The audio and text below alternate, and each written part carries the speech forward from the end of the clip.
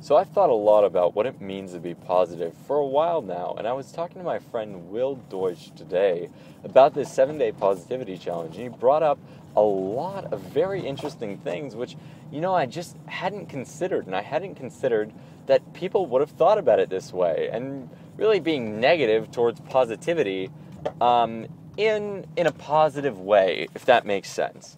So, for example, not wanting to be positive in order to basically maintain some aspect of themselves. And there is a big problem with positive thinking. It sets up a contrast. For example, if you're not feeling good, and I come around and I tell you, feel good, feel good, feel good.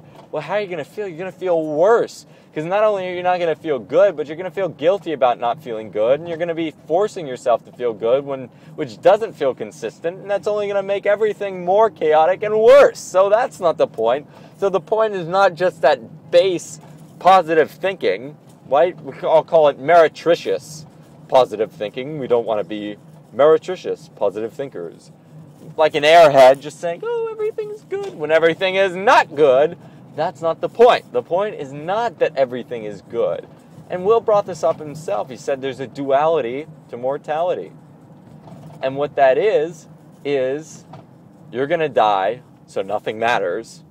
And you're going to die, so everything matters. And it's so fascinating. Which one do you come up with first? You're going to die, so everything matters. Or you hear, you're going to die, and you think, so nothing matters. And this is exactly the point. That is the point in my mind between positivity and negativity. And the issue is we can get into these semantic games of what it means to be positive and what it means to be negative. And Will and I had that conversation for hours, talking about, well, I think positivity means this. And no, I think that positivity means this. And negativity is that. Negativity is this. And basically, positivity is openness and willingness to experience.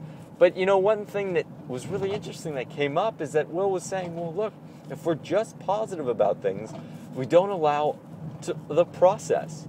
For example, if something really negative happens in our life, if we just go positive and totally try to ignore and push it out, well, then we get really no process from it. We don't get to grow and gain. And Alan Watts, in his book, The Wisdom of Insecurity, said, when God points his finger, it's for us to look at something. But some end up just sucking on the end of the finger. And if I know one thing well, it's whenever I point my finger at my dog saying, look over there. Well, where does she look? She looks right to where I'm pointing, as opposed to farther than that. And sometimes we have to look farther than that. But if we think that positive thinking is the problem, is the crutch which keeps us from really gaining from our experience, because we just dismiss our experience to try to think positively, then we don't really understand what positive thinking really is.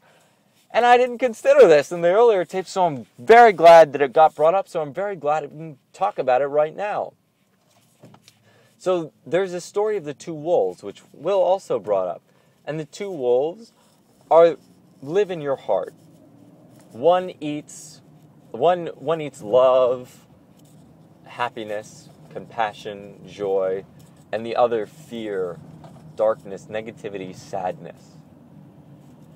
And the question is, which wolf will survive?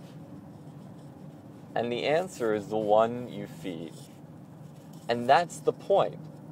The point is not how do we just erase everything that's going on for us so we can stick our heads in the sand like ostriches and not really deal with what's going on, to be positive about it, as opposed to being real about it.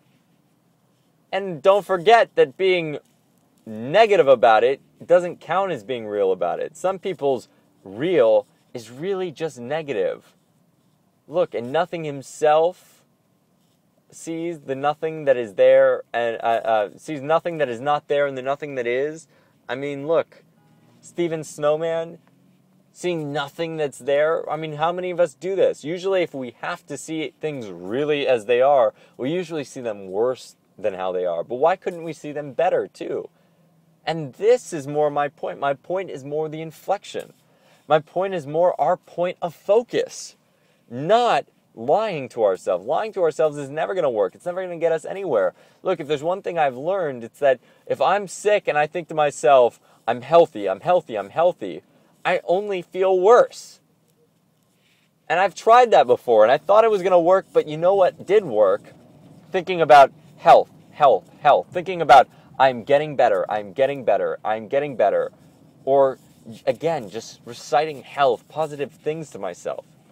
Not because I was trying to tell myself I was there, but because I was trying to bring myself to that point. And this brings me to another very important point. And this is really the entire crux of the matter. And that is Martin Seligman's famous learned helplessness study.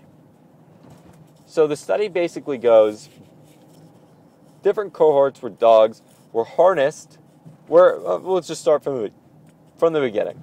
So they were set upon metal grating, a little retaining wall set in front of them. And the metal grating would be electrified, shock the bottom of the dog's feet. The dogs would jump up over the wall and get to safety. Great, fantastic, right? But then things changed a little bit. Now what happened is the dogs were harnessed in. So every time they jumped, when there was a shock, they wouldn't go anywhere. And sure enough, guess what? The dogs stopped jumping. So when they removed the harness, the dogs would no longer try to even jump to get to safety. Safety was right there in front of them, but they wouldn't move to get there. And this is more the point that I'm talking about.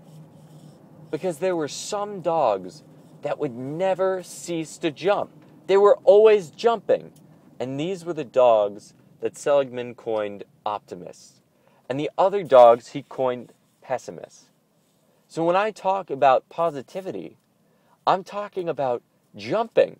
I'm talking about you fall down and you fail, and instead of getting negative about it and putting your focus on, oh, how terrible things are, how you're never going to make it, and putting it on, I'm trying, I'm doing my best, and guess what? I'm improving.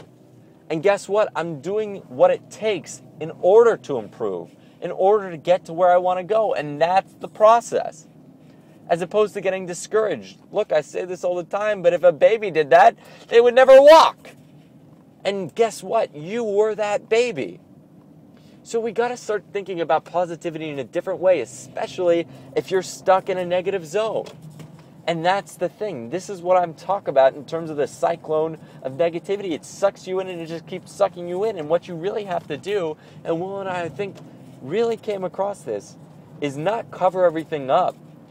Is to surrender to the current situation, to whatever's negative, and then to move on in a positive manner, to look to the positive. So much love, many blessings.